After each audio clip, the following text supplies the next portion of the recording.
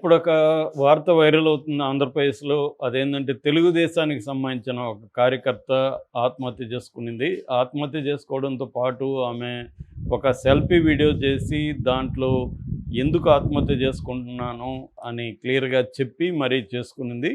So, అది already Telugu Desam ప్రభుత్వం మీద ఇలాంటి విమర్శలు ఈ 10 నెలల కాలంలో చాలా వచ్చాయి. ఎందుకంటే సొంత క్యాడరే తెలుగుదేశం కూటమి ప్రభుత్వంలో అనేక ఇబ్బందులు పడుతున్న ఉదంతాలు గతంలో వచ్చాయి. సో, అందులో ఇది లేటెస్ట్‌గా మనం చెప్పుకోవచ్చు. ఈ అమ్మాయి పేరు అబ్బూరి మాధురి. ఈమెది ఎన్టీఆర్ జిల్లా చందర్లపాడు మండలం సంగళ్ళపాలెం గ్రామం. సో, ఈమె మామూలుగా ఈమె వీడియోలో నేను చూసాను. ఆ వీడియోలో ఆమె ఏం చెప్తుందంటే, ఆమె గతంలో ఒక స్కూల్ టీచర్ అని చెప్తుంది. ప్రైవేట్ అనుకుంటాను. ఒక స్కూల్ టీచర్‌గా పనిచేశాను. తర్వాత నెట్ సెంటర్ పెట్టాను. దాని తర్వాత నేను డబ్బులు కొంత ఇబ్బందులు వచ్చాయి. నా కొడుకు ఇంజనీరింగ్ చదువుతున్నాడు. వాడికి ఫీజులు కట్టాలి. అందుకని ఉపాధి హామీ పథకంలో చెరువు పని ఉందంటే నేను అక్కడికి వెళ్ళాను పని చేయడానికి. 300 వస్తాయి కదా అని వెళ్ళాను. అయితే నన్ను అక్కడ ఉన్న ఫీల్డ్ సూపర్వైజర్ నడు రోడ్డు మీద రవితేజ్ అనే ఫీల్డ్ సూపర్వైజరు నడు రోడ్డు మీద నన్ను అవమానం చేసి నా మీదకి వచ్చాడు. నేను తిరగబడి మాట్లాడితే నువ్వు ఎవడికి చెప్పుకుంటావో చెప్పుకోబోవే అని ఇట్లా పరుషంగా మాట్లాడి అవమానించాడు అందరిలో. నేను కమ్మ పుట్టుకు పుట్టాను. కమ్మ కులంలో ఒక గౌరవనీయమైన దీంట్లో ఉన్నాను. ఇప్పుడేదో ఆర్థిక ఇబ్బందులు వచ్చి ఇలా నేను చేస్తే నన్ను ఇలా చేశాడు. సో, అందుకని నేను ఎవరికి చెప్పుకోలేని పరిస్థితి ఇక్కడ. ఎందుకంటే ప్రభుత్వం వీళ్ళదే ఉంది.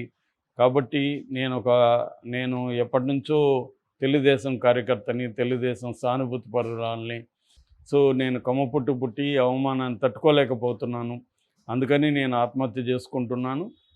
అయితే నా ఆత్మహత్య తర్వాత అయినా ఇతన్ని సౌమ్యక్క అని చెప్పిందామె. అక్కడ సౌమ్యక్క అంటే అక్కడ ఎమ్మెల్యే తంగిరాల సౌమ్య ఆమెకి అప్పీల్ చేసింది. అట్లాగే పవన్ కళ్యాణ్కి కూడా అప్పీల్ చేసింది.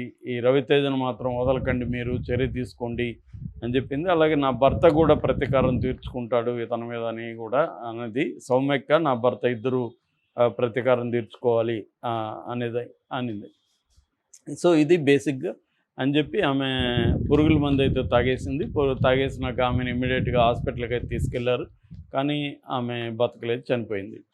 సో, ఇక్కడ అంటే దీంట్లో ఈ సంఘటన నుంచి అనేక విషయాలు మనకి అర్థమవుతాయి. ఒకటి ఏంటంటే, తెలుగుదేశం ప్రభుత్వం వచ్చిన తర్వాత వైసీపీ క్యాడర్ని టార్గెట్ చేయడం, సోషల్ మీడియా వాళ్ళని, తర్వాత వైసీపీ నాయకుల్ని కేసులు పెట్టి వేధించడం, అట్లాగే అనేక మంది అధికారుల్ని వైసీపీ ప్రభుత్వంలో వైసీపీతో కుమ్మక్కయ్యి తెలుగుదేశాన్ని లేకపోతే బీజేపీ జనసేనలు వేధించిన అధికారులు కావచ్చు, అవినీతికి పాల్గొన్న అధికారులు కావచ్చు, ఇలాంటి అధికారుల్ని టార్గెట్ చేయడం అనేది జరుగుతుంది. ఇది ఆశ్చర్యం ఏమీ లేదు. ఎందుకంటే అన్ని ప్రభుత్వాలు ఏ పొలిటికల్ పార్టీ అయినా ఇలాగే చేస్తున్నాయి.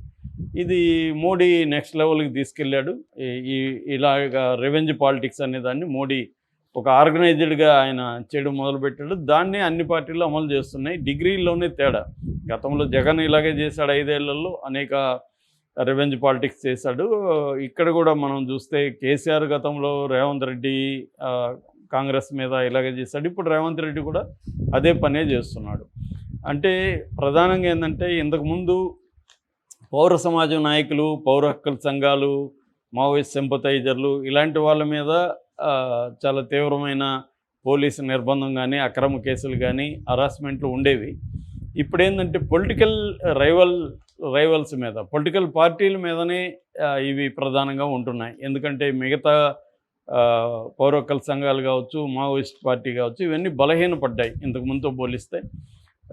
కాబట్టి వీళ్ళకి పొలిటికల్గా లాంగివిటీ అనేది ఎవరు కోరుకోవట్లేదు. పొలిటికల్ రైవల్స్ని బతికించి పోరాటం చేద్దాం అనేది కాకుండా పొలిటికల్ పార్టీని చంపేసి, తమకి అపోజిట్ పొలిటికల్ పార్టీని చంపేసి తాము అధికారంలోకి రావడమో, లేకపోతే అధికారం వచ్చినాక నిలబెట్టుకోవడం అనేది ప్రతి పొలిటికల్ పార్టీలు చేస్తున్నాయి ఈ పని. ఈ క్రమంలో ఆల్రెడీ లోకేష్ మేము అధికారంలోకి వచ్చినాక ఎవరెవరి మీద ప్రతీకారం తీర్చుకుంటాం అనేది ఎర్ర బుక్‌లో ఆయన రాసుకుంటున్నట్టు కూడా అనౌన్స్ చేశాడు. ఇప్పుడు కూడా లోకేష్ గాని మిగతా వాళ్ళు ఏమనుకుంటారంటే, మేము అనౌన్స్ చేసాము కదా ఆల్రెడీ, ప్రజలు మాకు అధికారం ఇచ్చారంటే నువ్వు తీర్చుకోమన్నట్టే కదా అన్న ఇది కనిపిస్తుంది. నిజానికి ఇది ఒక గోల్డెన్ ఆపర్చునిటీ కూటమి ప్రభుత్వానికి చంద్రబాబు నాయకత్వంలో. కానీ వాళ్ళు ప్రధానంగా వాళ్ళ హామీలు నెరవేర్చకపోవడం, దానివల్ల ప్రజల ఆగ్రహాన్ని డైవర్ట్ చేయడానికి ఒక చర్య. రెండవది, తమ కేడర్‌ని గతంలో వైసీపీలో బాధపడిన తమ కేడర్‌ని సాటిస్ఫై చేయడానికి ఒక రివెంజ్ మెథడ్‌గా చేయడం. మూడవది, వైసీపీని నిర్వీర్యం చేయడం ద్వారా వైసీపీ పొలిటికల్ పార్టీని వీక్ చేయడం ద్వారా మళ్ళీ తాము గెలవాలి అన్న ఒక ఇది. ఈ 3 గోల్స్‌తో పనిచేస్తుంది. అయితే అది అర్థం చేసుకోవచ్చు. ఎందుకంటే జగన్ అయినా అదే పని చేస్తాడు, రేవంత్ రెడ్డి అయినా, కేసీఆర్ అయినా, తెలుగు రాష్ట్రాల్లో అందరూ అదే పనులు చేశారు. దేశవ్యాప్తంగా మోడీ కూడా అదే పని చేస్తున్నాడు. కానీ ఇక్కడ విచిత్రంగా ఏందంటే, కూటమి ప్రభుత్వంలో తెలుగుదేశం కేడర్ కావచ్చు, జనసేన కేడర్ కావచ్చు, బీజేపీ కేడర్ కావచ్చు, వీళ్ళు కూడా అసంతృప్తితో ఉన్నారు. ముఖ్యంగా తెలుగుదేశం కేడర్ ఎందుకు అసంతృప్తితో ఉన్నారంటే, ప్రధానంగా ఒకటేమో వాళ్ళు అనుకున్నట్టుగా లేదు. గతంలో వాళ్ళు బాధలు పడ్డారు. 5 ఏళ్ళు జగన్ ప్రభుత్వంలో ఇబ్బందులు పడ్డారు, పోరాడారు.